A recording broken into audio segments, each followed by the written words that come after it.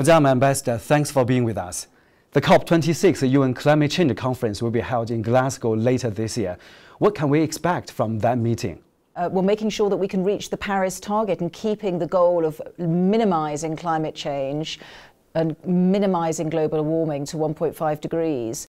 Obviously, China's already made some very important announcements in that regard, and we look forward to seeing more detail.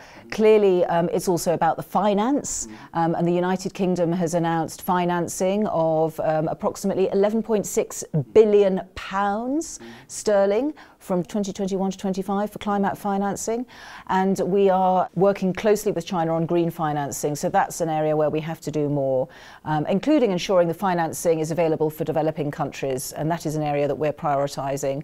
Also the area of adaptation and resilience. We have to adapt and we have to ensure our cities and our countries are resilient, and that is also where nature comes in, so again a link between COP26 and COP15. Another area I should mention that links the two is also looking at global supply chains and forestry and land use, and we're very much focused on that as well. And we need to make sure that when we're combating climate change, we are not inadvertently creating greater problems for biodiversity. So, for example, we don't want so many renewable wind farms that we end up with no biodiversity on our planet. We need to get balance here, and that's why we need to tackle these in parallel. In what ways can China and the UK cooperate in maintaining global biodiversity?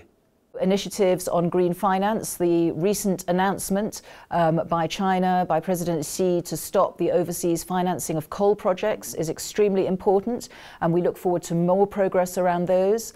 I think the issues of actually goals around forests, I know, and land use and commodities is very important. Now that suggests to me that there's an acknowledgement that China, as well as other countries, we all have a global responsibility. It's not just what we do within our borders, it's what we do, the impacts we have outside our borders, as we saw from the decision on coal financing. So I think that's another area where we can do a lot more together. Chinese President Xi Jinping addressed the summit via video link. He said that China will set up a special fund to help developing countries protect biodiversity. What are your key takeaways from his speech? Well, he certainly seemed to be personally very committed to the agenda, and he spoke in a very vivid way about what the agenda means to him. And he gave some very strong examples of conservation in China, and of course, the redlining, the red districts, the preservation that has already happened. So I think it's a very encouraging start, and as I've said, the question is now how we really ensure that these ambitions are put into practice. And as he said, President Xi and His Royal Highness the Prince of Wales made a very similar point. They made it in slightly different ways, but President Xi talked about how humankind has exploited nature. It makes humans pay a very high price. If we continue to exploit nature, it will be a very high price that humankind pay. Prince of Wales said that if we look after nature, it will reward us. Now, they made the point in different ways. I think it was exactly the same point that they both made. Exactly the same point is that we must protect what we have and do our very best to protect nature, both terrestrial and also our oceans. This is very, very important, because actually most of the world, the globe, most of it is covered by sea, not land, and this is incredibly important also in addressing climate change.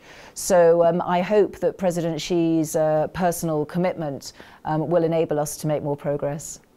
China says it's committed to building a beautiful homeland with a harmonious coexistence between human and nature. Can you share with us your impressions of the country's major achievements in this area? Coexisting, as we've seen, we just saw with the elephants in Yunnan. I mean, coexisting, if we're going to coexist with nature, we need to look after the habitats for nature.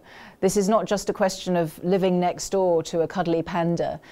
This is actually looking after, protecting the habitats for nature, else we will have more problems for humankind. And it's also about the very important interface. If we're going to coexist, and I'm very glad you used that word coexist, it's about the interface between nature and humans, because it can have very serious health impacts as well if we don't look after that interface properly between humans and nature. You have been in China for a year. How do you assess the current status of bilateral ties? What are the major achievements? Well, obviously, I mean, I like to think I've done a good job in a year. We are working closely with China on a number of issues. The fact that I'm here today, the fact that all these people are speaking, I think indicates the strength of our cooperation and between the cooperation between the UK and China on biodiversity and on climate as well. It's always important as an ambassador to communicate, and we have to communicate with government, we have to communicate to anybody who is willing really to listen and who is interested. So I feel it's my responsibility as the British ambassador to help them understand the United Kingdom better, and also to help people understand all of the important work that does go on.